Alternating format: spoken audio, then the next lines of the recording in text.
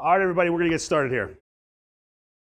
My name is Todd Hockenberry. I own and founded a company called Top Line Results. We are a consulting company as well as a marketing facilitation company.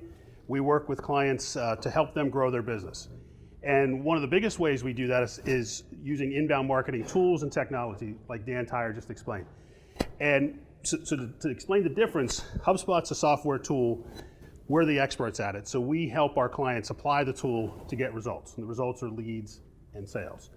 So let's start out. I don't want to go over too much ground that Dan covered, but I do want to ask you a couple questions. Who owns our own business here today? Who's here? Okay. You guys all have websites? Who's publishing content regularly? Okay. Social media? Okay. Email marketing? Okay. Smattering. All right. One of the most common questions I get asked from my clients and prospects that come to me is, how do we get in front of more qualified leads? Because you know what? When I get in front of qualified leads, I do great. We sell a lot of business, we get in front of the right people. Have you ever said that? We all said that? Okay. So what this presentation is about taking the theory and some of the higher level ideas that Dan was talking about and bring them into the practical realm, talk about how you do that. And the next session after this is Ed, and he's going to talk about sales. So I'm going to talk about the marketing side, and he's going to talk more on the sales side. So two of the key statistics, and again, we went over this a little bit with Dan, and there's a ton of studies out there, and the numbers are off a few points, but the principle is the same. Everyone uses the internet to buy. 93% of B2B purchases start with an inbound search. That means they're going online, websites, social media, they could be going to the NTMA site, they could be going anywhere. And we all know that, right? We already know that that's different. We don't have to talk about it. We have these in our pockets. The power of this thing is unbelievable in terms of driving traffic and information. And what we're seeing, even with industrial companies, is more and more searches of those 93% are happening on this device. So even manufacturing, industrial companies, that's what's happening. And the other statistic that holds is that 74% of buyers choose the company that was first helpful to them in that process. So everybody's online and they're choosing to purchase from people that are helpful. Okay, so what we're going to talk about here again is the marketing side, about how to get involved, get into that 93%, to get found, and then once you get found, how to make sure they're choosing you. So that's what we're going to talk about. And again, feel free to interrupt. If you have a question, stop me, and I'm going to leave some time at the end for Q&A as well. So, okay, so let's talk about, and Dan totally stole my thunder on this one, Google calls it the zero moment of truth. Has anybody ever heard of that? That is the point in time where a customer or prospect reaches out to you. Traditionally, it was a phone call. Okay, they picked up the phone and called you. Could be a trade show, could be an event. It's when they want to make that personal one-on-one connection. Okay, so when does that happen in the sales process on the scale from 0 to 100? Okay, this is where he stole my thunder, right? What do you think? How far along in the machining process with your customers are they before they pick up the phone and call you? 75% is what's said in the room. Is that accurate? You think? 68 to 83. I have a lot of people when I have this talk or I ask this question, they'll say, oh, 10% or 20%, because they don't think people are out there searching for their stuff. They don't think it applies to them. They don't think that something like a machine tool or a machine part or a turn part is something people are going to go online and search and learn about. But the answer is, it's actually 70. The stat that I use is 70%. And again, it could change. It can move up or down. Some things are all the way to 100. I would tell you that the last time I bought a car, I was about 98% of the way through it before I got to 100. And I didn't want to talk to a salesperson, a car salesperson. And when I did, it was just to say, where's the sales manager so I can go negotiate the price? That's all I cared about from the sales guy. Probably not quite that radical in your industry, but the principle definitely still holds.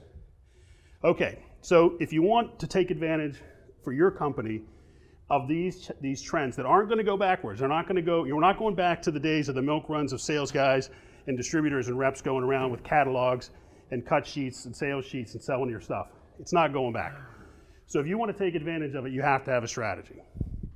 And the two big parts of the strategy are why you and why them.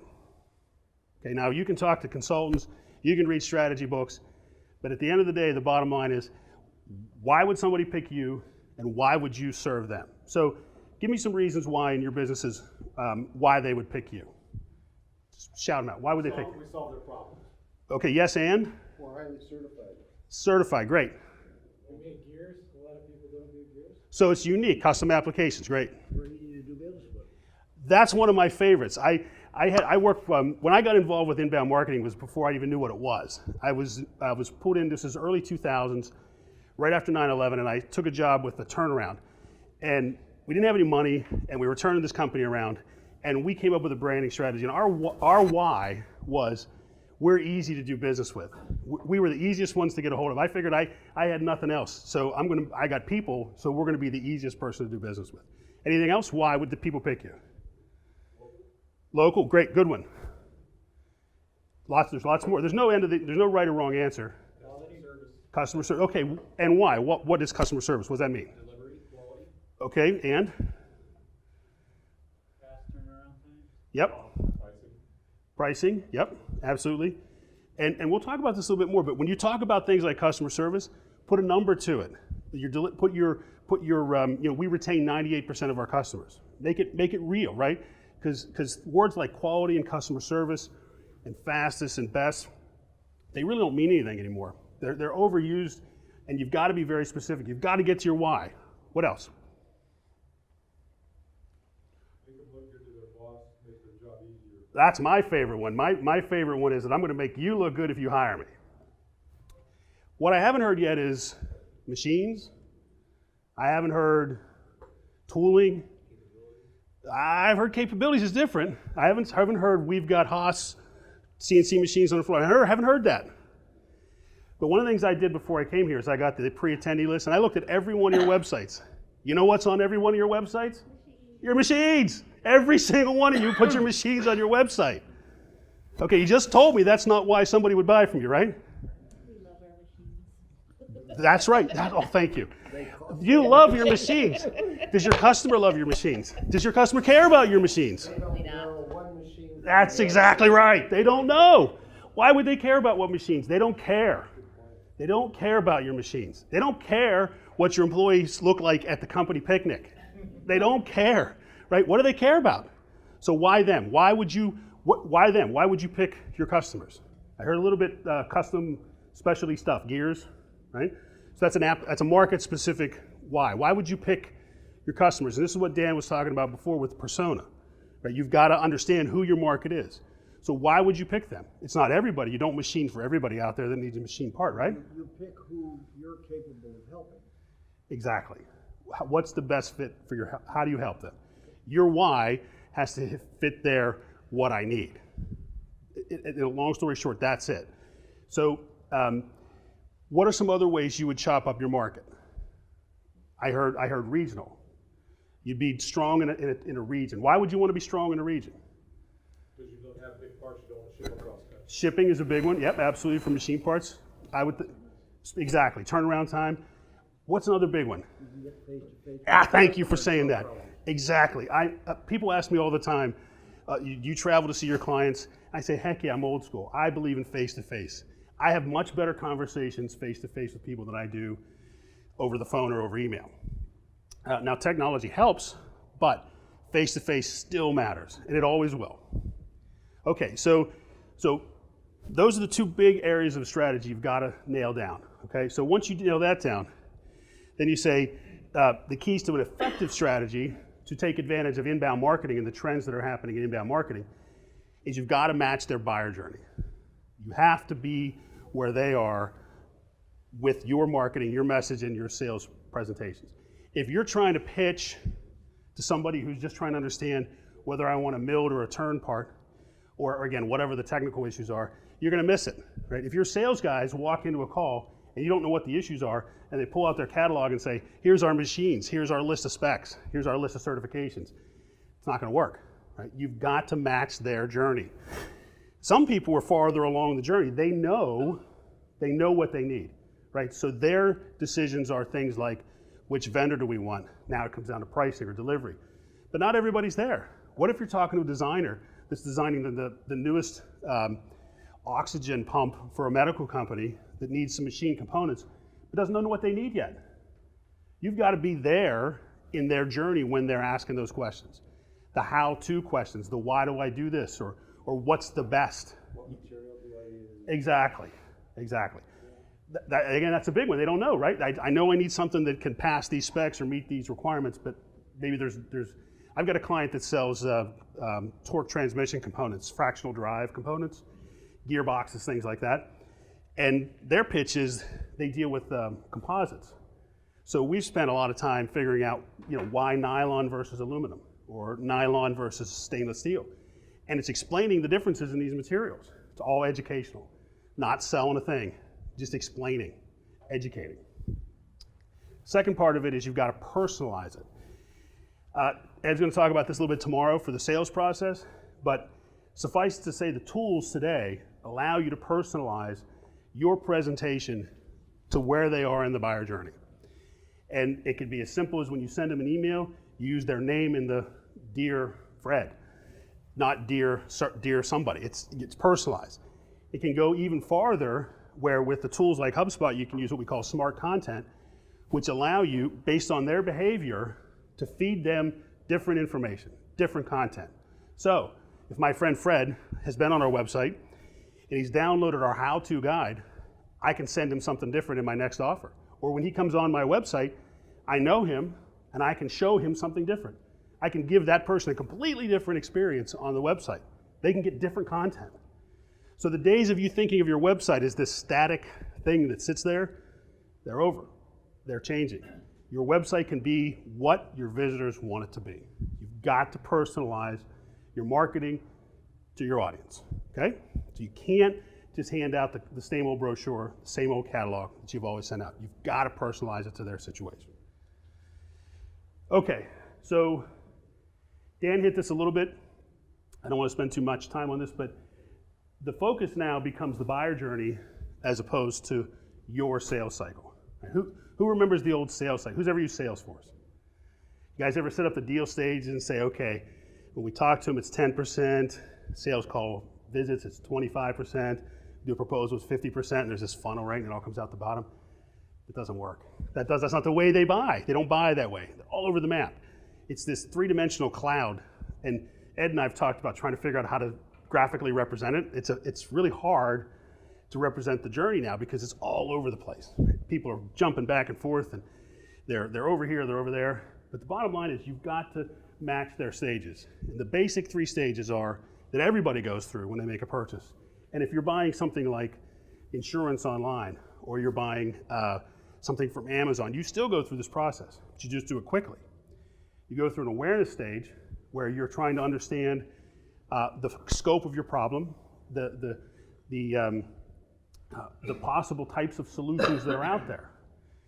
Then you go to the consideration stage. Okay, now once I've defined my problem, I'm going to try to figure out what my different options are. And I'm going to consider going with a cloud-based solution, or I'm going to buy software, something like that. You're considering. The final stage is decision, where you narrow down your choices. You get down to your final choices of your vendors or your solutions. You set up a series of criteria by which you're going to make judgments, what's valuable to you, and then you're going to make your choice. Those are the cycles. So you've got to match, that's the buyer journey. You've got to match your marketing and your sales to that journey. Somebody walks into your trade show booth and says, I'm interested in buying this machine component for my new medical oxygen delivery device, and you start talking about price, you talk about delivery, you lost them, right? They're at the awareness stage. They're trying to figure out what their options are. So you've got to match it and you've got to personalize it to their particular place. So I'm now going to talk a little bit about the 3 stages and what we need to do from a marketing perspective in each of the 3. I'm now going to talk a little bit about the 3 stages and what we need to do from a marketing perspective in each of the 3. So I'm here, and a TV commercial, a radio spot, a billboard, an ad in a print journal is you shouting to the world saying, look at me, look at me. Inbound's the opposite of that. Inbound is creating content that's magnetic, creating a presence online, and other places that attracts people to you when they're ready. So it's attractive. Okay, the fundamental attractive force in inbound marketing is great content. Anybody have any ideas what constitutes great content? Learn something, absolutely. What other kind of great content is there? Videos are really big. People love videos, absolutely. Absolutely. Free is always great. Free is good. That's a good, thank you for saying that. That's a good point, right? You've got to have up-to-date tools that make people easy, especially with this phone. If something hangs up here, I'm gone. I'm out. All right, so great content, though, there's one fundamental thing, so we kind of hit on it. The great content comes from they ask questions and you answer them. Questions and answers. It's that simple. And Google these days has well, they changed the world years ago where they drove everybody online to search. But they've changed the rules on content as well. Used to be you could hire some IT guy that knew some of the rules, that could kind of do what they call black hat SEO. We're going to stuff some keywords in, we're going to put stuff in the footer and you won't be able to see it, but there's links there. And we're going to play these games and we're going to get ranked. Today, that hurts you. That knocks you down. They penalize you for that. Google's changed the rules. There's always certain best practices you should do for SEO, but the bottom line for Google is you've got to have great content. They can figure out if it's great or not. They can figure out if it's mediocre or terrible. You have to create great content to get found online. You have to. So great content comes from those questions and answers. It's that simple. So who asks the questions? Customers. Who provides the answers? Who in your organization answers those questions? I'm sure you do as a business owners, right? Who else? Sales guys, absolutely. Sometimes the shipping guy. Yeah, shipping guy, right. Anybody that has contact with your customers, anybody. They all have answers that you can use and turn into content. Again, we'll talk a little bit more as we go on about how you do that, but great content comes from questions and your answers. And you do it all the time. I was doing one of these talks for a company that does, one of my clients, they do hydraulic hoses and fittings for heavy duty stuff, like fire trucks. And I was giving this talk and a lot of the guys were like, they're giving me the bad body language, unlike you guys. And one guy in the back said, he's like, you're right. I had a problem the other day. I was sitting at a stoplight and my visor wouldn't work. I couldn't get, it was a problem with my visor. And while I was sitting at the stoplight, I Googled it, I found a video and I watched it and I saw how to fix it, sitting at a stoplight. I said, thank you. That's exactly right. How do I fix this, right? So when people have problems, where do they go, right? And I'm kind of in the middle. I'm in the middle. I got gray hair. I've been in manufacturing about 28 years. So, but the younger guys and the younger folks, for sure, that's how they do everything. I mean, who still has on their computer in their My Documents folder, a bunch of folders, right, that are all hierarchical, that look like your old file cabinets you had in your office? Who has that? I still do. I still do. You know what my kids do? And my kids are all teenagers. My kids, they don't have any folders. None. How do they find everything on their computer? How do they find every photo they ever took? How do they find every file they ever created? They search on their machine, not even online, just on their machine. So that's a mindset. It's not just what some consultants are up here telling you. This is a fundamental mindset in how people solve problems. They search. They have, it's amazing. I mean, who remembers the big green Thomas Register books? They're gone. They're gone. And we know the guys that run their business, and they don't even do it anymore. They're all online. You search everything online, right? It's a mindset change. So if their mindset changes, right, then what has to happen? Your mindset has to change, exactly. You can't market and sell the same old way. All right, so if you want to get found online, there's 5 key content types. Now these all have to be great, but there's 5 general types. And there's always exceptions, but these are the big ones. You want to talk about price and cost, right? Who likes to talk about how much their stuff costs online? I found a website today at lunchtime. It was somebody in Missouri, I think. They have a calculator online to figure out how much their first piece prototype would cost. Short run production, put in all your information, we'll give you a price online like that. Their competitive advantage is, we're going to tell you how much your first piece is going to cost before what? Before the zero moment of truth? Before they even talk to you. They're giving them helpful information. Somebody wants to know that's designing that new medical system for oxygen delivery, what this machine part's going to cost. They're starting their process. They want to know what it's going to cost to get one prototype in here. You know, if they're thinking it's hundreds of thousands of dollars or tens of thousands or even many hundreds, they can find out for, oh, I can get that for 150 bucks. Well, guess what? If they helped them with the quote for a prototype and they bought that $150 prototype, guess who's going to get the business 74% of the time? Well, that's why you have to go back to your. But that's why you have to go back to your why. Why for you? Why are you better than them? You guys, no, you nailed it. It's becoming less and less an issue, right? Supply chain time and length, quality, intellectual property. There's lots of concerns, right? You got to combat that. Your why is those things. Why you're better. Why for an extra 10 cents, it's not worth going to China. So you're not going to be face to face. There's a lot of reasons why. So pricing and cost are huge. And I hear it in manufacturing and industrial companies all the time. Nobody wants to talk about price. Nobody. But guess what? What's the first question you ask? How much does that cost? You have to talk about it. Now, I'm not saying you give away your hourly rate and you give away your costing sheets and you share that, but you can give them a ballpark. You can get them in the neighborhood. You can help them answer their questions as they're trying to understand. Actually, a question that they do ask in our industry, what's your shop rate? They can go ahead and figure out, they know material is the same pretty much everywhere. Then share it. Yeah. Write a story about it. Tell them why you picked yours and why it makes sense. Defend it. You're going to have to do it anyway. Defend it. Okay? Then you've got the problem and solution stuff, right? If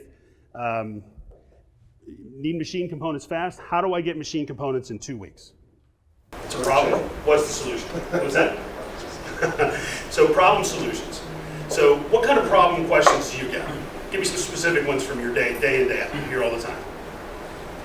People do want stuff fast, you know, and putting something in the shop for a 2-week turn screws up all my production. So I told them right off the bat, I'm not your fast guy, but you give me a year order and you need something pulled in, I can help you that way. I heard what I heard in the lead session was, I want good prices, but I don't want to buy all the inventory. Right? I want short-run production with long-run commitment prices. Okay, so that's a problem with the solution. Talk about that. What other kind of problems do you hear?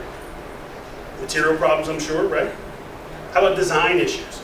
How many thousands of design questions do you answer? Can I make this? How do I make this shape? How do I get this angle? How can I hold these tolerances? Those are problem solution questions. You answer them all day long. The problem with most manufacturers and industrial companies is they don't connect the dots. My wife always says about me, she says, sometimes I have to put the dots close together for you. And I say, yes, you do, hon. Yes, you do, hon. And you have to put the dots close together for people, right? How do you solve this problem? Or here's my problem, how do I solve it? Again, on the design issues, your salespeople, your engineers, you are answering these questions every day, all day long. I teach my clients, tell your salespeople and you put a pad of paper with a pencil beside your desk and write problems and solutions on it and leave it there. And every time you send somebody an email or you take a phone call and you answer a question, write down the question and the answer. Guess what that is? That's a blog post. It's a web page. It's an article. I did that for one client this year twice.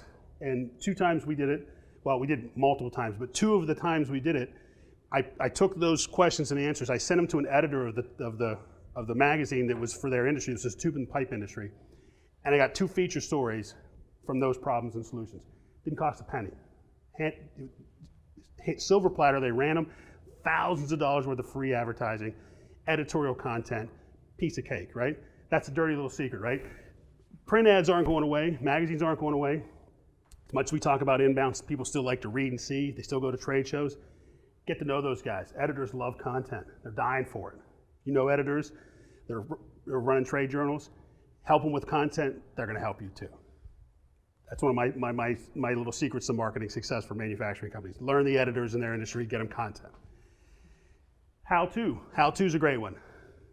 How to reduce your machine parts cost. how to make aluminum machine parts most effectively, how to whatever. Who's got some how-tos?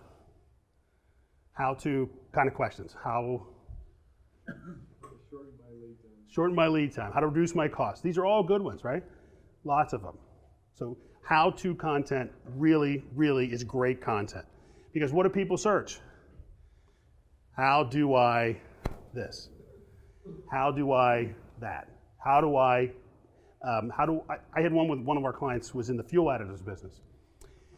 And they had a product that was helped deal with ethanol and gas. And I don't know if anybody has a boat or a small engine. Water and fuel with ethanol bad, does bad things to engines, ruins small engines, lawnmowers. So they had a product that dealt with water and gas. So we were trying to go at it kind of like head on. And it was really hard to do because it was some really big companies like Lucas Oil, for example. They sponsor, they put their name on the football stadium in Indianapolis, tough competitor for my $5 million client. So what we did was we found out the question by using data, looking online as to what people searched, and we found what people searched was, how do I find, or where do I find ethanol-free gas? That was the question. So what do? Where to find ethanol-free gas, or alternatives to ethanol-free gas, made in hundreds of thousands of dollars. Because people would search those questions, and they couldn't get ethanol-free gas in their neighborhood, but my client's product did the same thing. It basically, in essence, made gas ethanol-free. So again, learning and understanding those questions and answers, connecting it to your marketing is gold. Again, I mentioned your product yet. I'm not talking about your product, right? I'm not talking about your machines. I'm talking about what they do. Okay, comparison. Who likes to talk about their competitors? What's the old sales rule? Never say anything bad about your competitors, right? I'm talking about my competitors all the time. Not why they're bad, but why I'm different, or why my business is different, or not like them. You should do the same. Why our shop is different from this shop. Why we're, or comparing our output or how we design things to somebody else. It's not negative. It's what your customers are going to do. They're going to do the same things. And then the last is best, like the best of. What's the best? I do it all the time. I type in best sushi restaurant, Irvine, California, right? We all do it, right? Think about when you search, when you're on this, and you're looking up for something. Start thinking about it in the context of your business, how you search, the kind of words you use, and start applying that to what you do. Okay, so awareness, getting found. So you get found online. If you start attracting people to your site, they find your great content, and what happens when they get there? Dan touched on this a little bit earlier. Everybody on their websites that I looked at had contact us, little form you fill out. Okay, but who remembers what percentage of people on your website are ready to buy something when they're on your site? Less than 2%. At any given time, over time they'll be higher than that, but at any given time, less than 2% of the people on your website are ready to buy right now. So what's contact us? What's the RFQ? That's decision, bottom of the funnel. That's the last thing they do.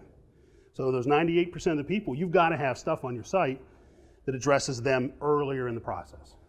This is a client of ours, Tube Forum Solutions is the name of the company. They do a lot of machining. They have a big machine shop. They do a lot of tooling. And we found that there was a lot of people that were relatively new to tube bending and tube tooling. So we created a lot of offers that related to the upfront educational piece of using a tube bender and using tube bender tooling. So this is one example. This is called a call to action. This is a graphic that goes on your website.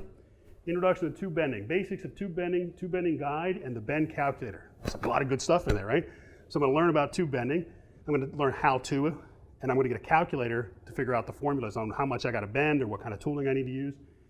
And then there's a call to action button on there that says download now. So they're on your website, they see this idea of content, they click download now, then they go to a form and they convert. I'll get into that in a second. But this type of content is the top of the funnel, upfront content you need to get found in the awareness stage. When they're not in that 2%, when they're ready to buy, this is what you need. You need content that helps them with those upfront issues that they have when they're just starting a job or just designing a job, or it could be looking for a new vendor. They may be looking for alternatives. I heard somebody say this morning, millennials aren't loyal. They won't, they make us rebid everything. Well, deal with that. Use it. Create content that helps them understand why they should pick you over and over. So this type of awareness content not only will help you get found on your, or help you with people on your site, this is the perfect kind of stuff to share with, again, your associations and any other kind of outlets for social or for content. Could be social media. How many people said do email marketing? Okay. Couple things hopefully you'll take away from this. One you need to take away from this is you have to do email marketing. People still read emails. Don't kid yourself. They still open emails. But the principle behind getting found online and the principle of getting people to pay attention to your email, it's exactly the same. You need what? How can I help you? Great content, right? Your emails have to be great content. They can't be, hi, look at me, hey, buy this. It's got to be, hey, did you know we have an introduction to tube bending guide or machine components guide? And you send that email and you get them to engage. We've seen emails where we've sent them out to a couple thousand people for customers, and we get new contacts, new leads from those emails. You might ask me, well, how would you get new leads from somebody that you sent an email to? How would we get those? They forward it, exactly. They share it. If you share something helpful, guess what? They have friends.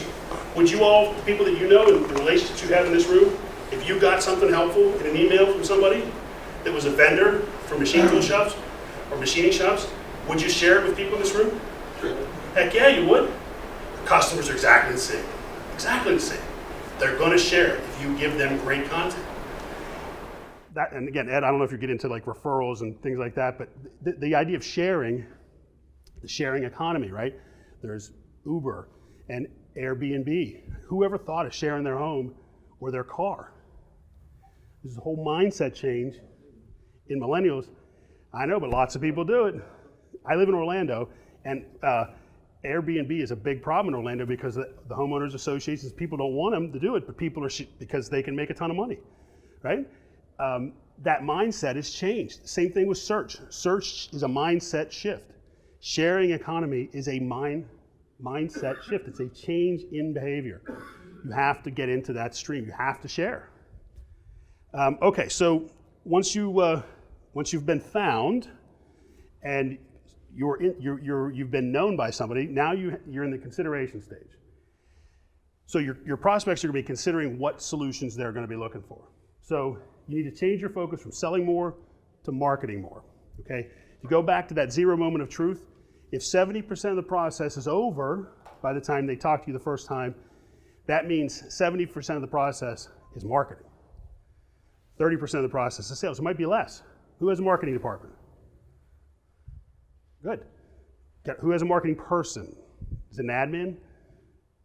Okay. You got to start, this is again another mindset change, right? If your buyers are changing and they want you to market more, they don't want you to sell more, they want you to market more. They want you to market to them more and answer their questions, solve their problems, answer those 5 things: best of, how to, problems and solutions, cost. They want that. They're telling you they want it, right?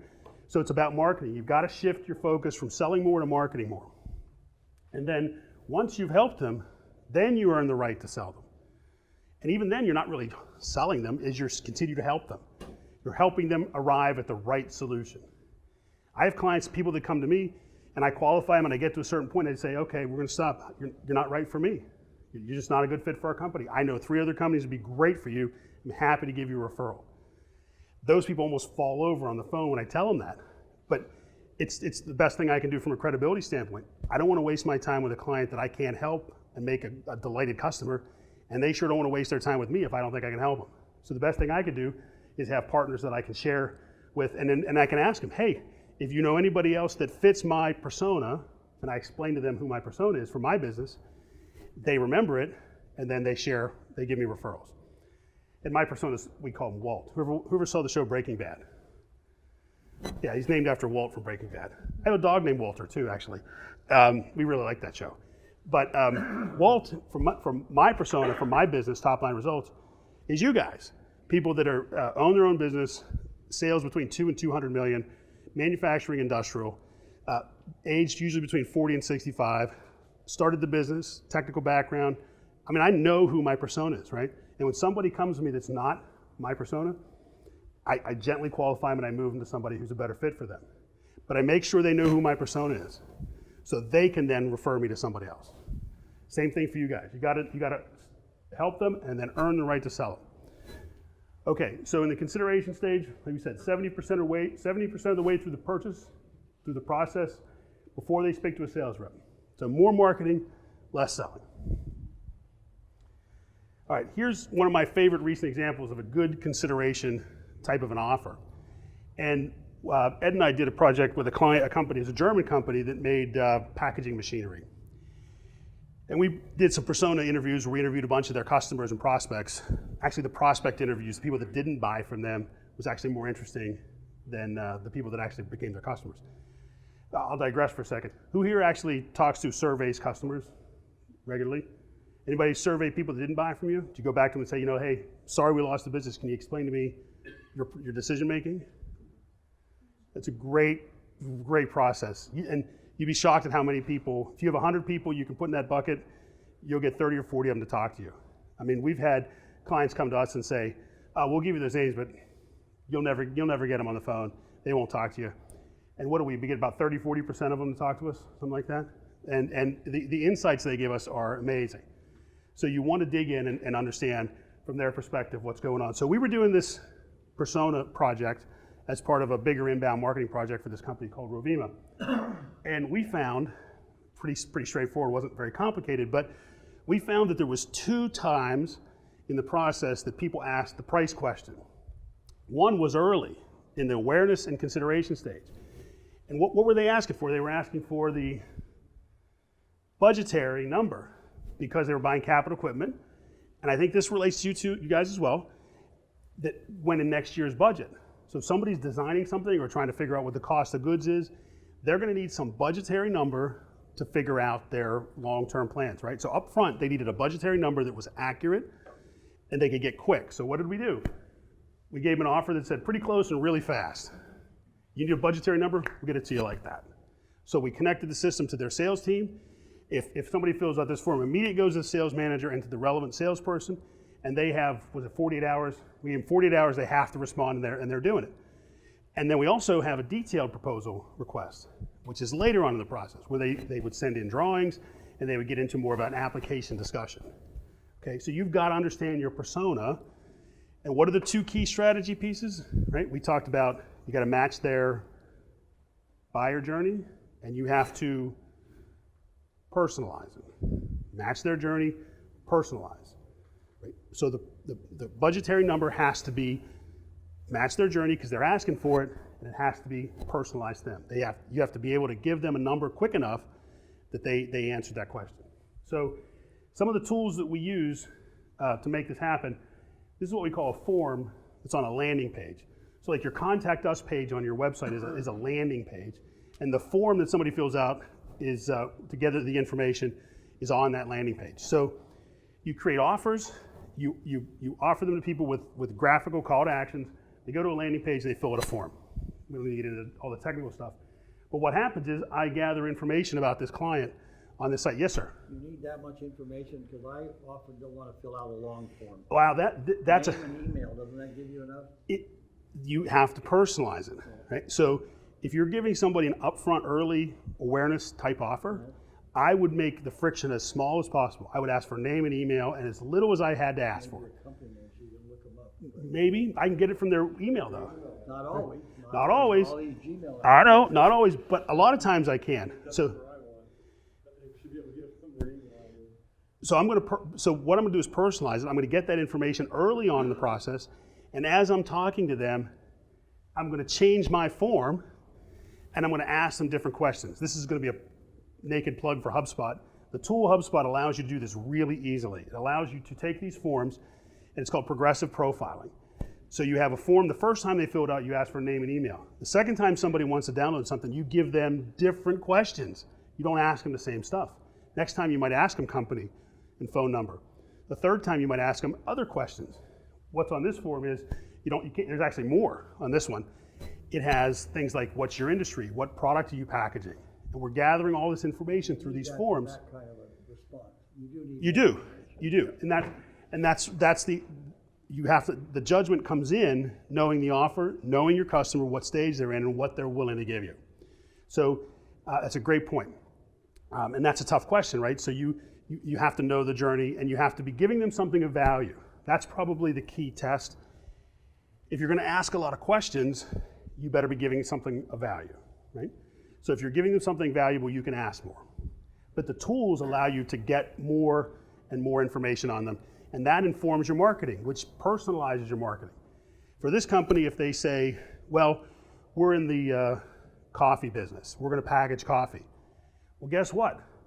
If they check the box that says coffee, we can now share with them, or on your site if it says aerospace, the next time you follow up with them, you're gonna give them aerospace content. You're gonna give them questions and answers about aerospace. You're gonna personalize it to their particular journey. Okay, oh, well, one other piece of this is lead nurturing. Once you have that information, this is where email comes in.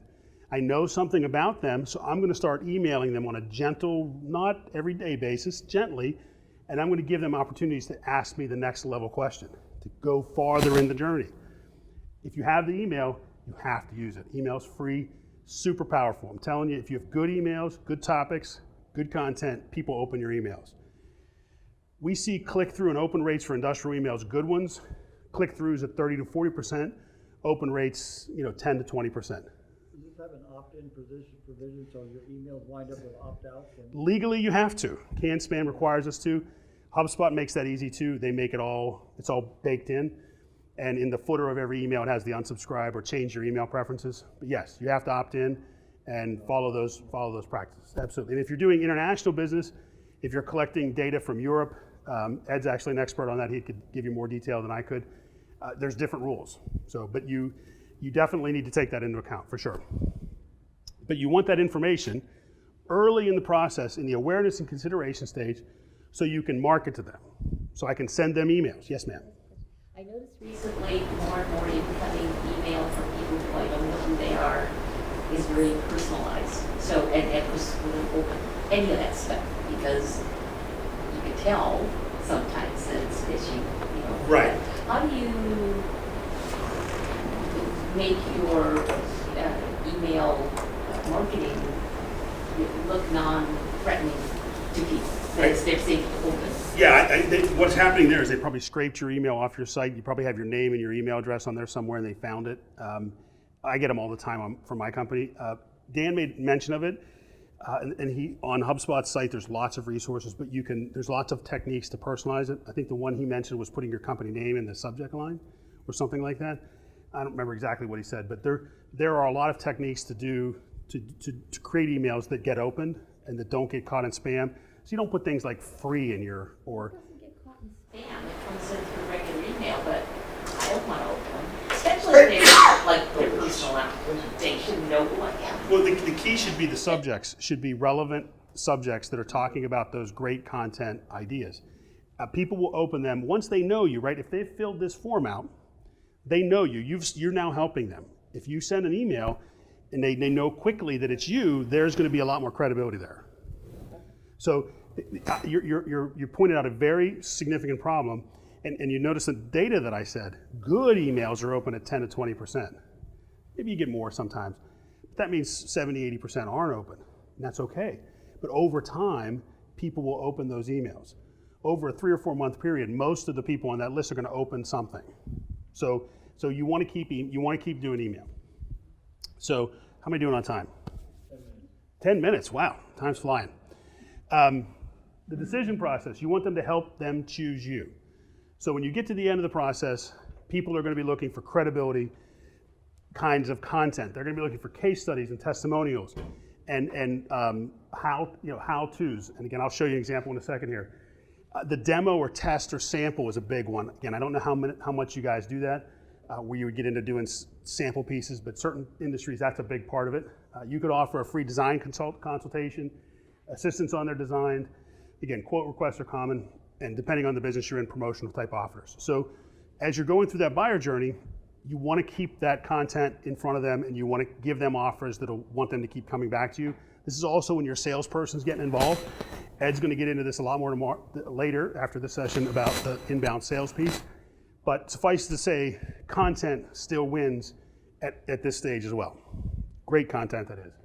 Here's an example of one we did. We've been very successful with this particular offer with this client. This company had about 20,000 people a month on their website, had about 7,000 or 8,000 people in their database, and they weren't getting any leads. They came to us and they said, we're not sure we buy it. This was the classic client that said, nobody in our business is looking on the internet. And we said, we'll show you. And so what we did, the first thing we did tests. We did a trial. We did a 60-day project with them. We created an offer. They make stretch wrappers.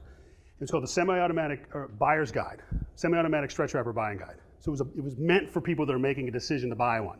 And it was a guide through the process, right? We're gonna help you go through the process. Here's checklists, and here's all the questions you should ask, and here's the specs you should look for. We're helping them decide. So we gave them this free ebook, and within 30 days, they went from getting, I think they were getting like 10 new leads a month on their website. They went to 200 in like a couple weeks. Just boom, chart just went straight up. Because people were on their website, they didn't have anything like this. The people that were on their website, all they had was quote, request, or contact us. As soon as we put this on their website, boom, people converted. People jumped up and said, yep, I want to learn. I'm buying one of these. I want you to help me. So it can happen just like that. So who's a Dilbert fan? It's my all-time favorite, Dilbert. He says, maybe we could try marketing. He says, that's just liquor and guessing. Well, the liquor part's still there, but no guessing. Tools like HubSpot, Google, these tools allow us to be measurable. We can measure the impact of every email we send, every web page we create, every blog post we have, every social media update. We can see the impact of it. We can measure it. And you know what they say about measuring it. If you can measure it, you can Manage it. what? Manage it. You can manage it, right. You can improve it. You can make it better. You can apply lean principles to it. You can do lots of things once you can measure. Same thing with your marketing. Do your marketing, measure it. You can figure out how much what your cost per lead is, how much it costs you to generate new customers. Again, you can start to put ROI on this. I think we're going to come to a point in time where Google's going to dominate search so much that companies that own keywords for their search terms are going to be able to monetize those and say, I rank for these keywords, and therefore this is almost an asset. It isn't almost, it is an asset of my company. I was a part of a sale of a company a while back, peripherally, and it kind of went out of business. But the one thing they had, their biggest asset when they sold it, was their website. That was the number one asset. It was a laser company. It had all kind of capital equipment, all kind of stuff. Somebody bought their website for $500,000 because it ranked highly for very competitive keywords that people searched online to solve problems with lasers. That was the most valuable thing in their company when they sold it. So how are keywords protected? Yeah. So how do you buy keywords? You don't buy it, you earn them. Make great content that answers that question, that matches that keyword, and then you basically keep publishing against it, and you just drive engagement with that keyword. The better your content, and again, there's a lot of technical pieces of this, but the reality is Advisory because people land on them. they do change, but my experience is in an industrial world, once you get ranking and you achieve it, it's very hard to knock you out. Okay, so that's one of the challenges I'm going to give to you guys is that I'll get to that in a second, but the keyword challenge is important because it can build a barrier to competition when you do it well. So why this is important now is 54% more leads from inbound than from paid marketing, and it's 61% cheaper. Numbers, they change, different studies show different things, but the trends hold.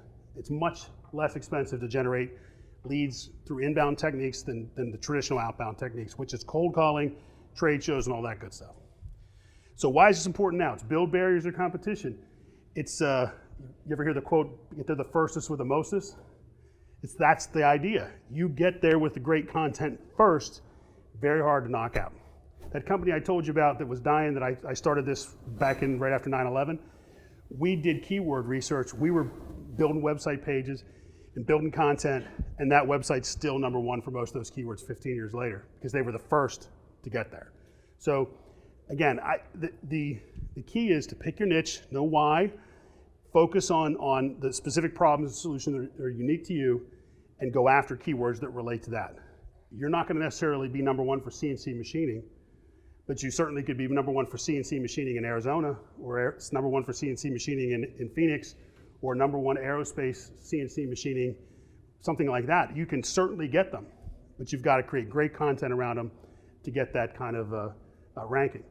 Again, why is this important now? We need to grow our business. Nobody's going to stand still. And I'm telling you, your competitors are going to do this. So you needed to grow your business. And I'm going to tell you a story tomorrow. I'll save this for the keynote for tomorrow morning. But you can create tremendous value for your business today through your marketing. Your marketing become an asset of the company. Right now, you mostly look at your marketing as a cost. Cost me money to go to a trade show. Cost me money to buy ads. Cost me money to hire a marketing person. You turn it into an asset where it becomes something that generates 24/7 for you generating business. If you rank for keywords and you have great content, it sits out there 24/7, never stops working for you. It works for you all over the world. You can drive traffic and you can grow your business with it. And again, it builds a barrier to competition. And again, it becomes additive. The more you do, the better you get. Part of the Google search algorithm is the number of pages you have on your website, and the amount of content you have, and the amount of shares, and the amount of social media engagement. The more you have, the more you get rewarded. Right? But if you don't start, you can't get in that mix. You've got to start and go. So my challenge to you guys today is evaluate your current digital marketing and how you look at marketing today. Evaluate where you are, look at your competitors, do those searches online, see what comes up, and see if you're getting found. You'll know it by the people that fill out your form on your website. Start looking at where you get leads and look at what the sources are and see if you're getting found today. If you're not getting found today, and my guess is you're not getting found a ton, and most of the people that find you online probably already know you. They probably look up your name of your company because they want to get your phone number. A lot of those people. But you're not probably getting found right now for problems, solutions, those kind of awareness type things. Think about creating great customer-focused content. You're all doing it today. I promise you, every one of you today is creating great content. You just don't recognize it as great content. You don't see it for what it is. When you're on the phone for a half an hour answering a question about a design issue, that's great content. It's expert content. It's something that me as a marketer, I can't create that. It's you. You have that knowledge. That's great content. You gotta connect that with your marketing. Okay? Can you get my phone to type those words out I'm saying so I don't have to remember what I said? Google's smart. Once you start typing, it fills in. Remember autofill, right? So go in and type CNC machining, and all of a sudden 5 or 6 things are going to pop up. That's a great way to see what other types of related keywords there are. And on the bottom of the page, you'll see recommended keywords as well. But mention Rev, I think what that gentleman was asking, when he likes to talk about it, is there a way to capture it as he's talking about it? Yeah. There's one of the ways we do it when we do persona interviews is we record them. There's a website called rev.com, rev.com, transcription service, $1 a minute. Superb translation or transcription service. You get them back in hours, and they're very good. So we always, you got to disclose that you're doing it, but I do that a lot with clients where I'll call the subject matter expert and I'll interview them on the phone, and then I transcribe it and turn it into content, right? So capture those conversations, write those things down. You can transcribe your own blog post. You can sit down and pose the question to yourself, transcribe it, or record it, and then transcribe it, and now you've got an article. You've got to clean it up. Can you post somebody else's words without attribution? No, you have to ask. You interview somebody and then... Well, if I interview somebody, I tell them I'm recording it first of all, and then if we're going to use the quotes from the interview, I get approval on those quotes first. I would copy them the quotes and say, this is what I want to publish. Yeah, exactly. And I could count on one hand in the last 5 or 6 years somebody said no. Almost everybody says yes. And here's why.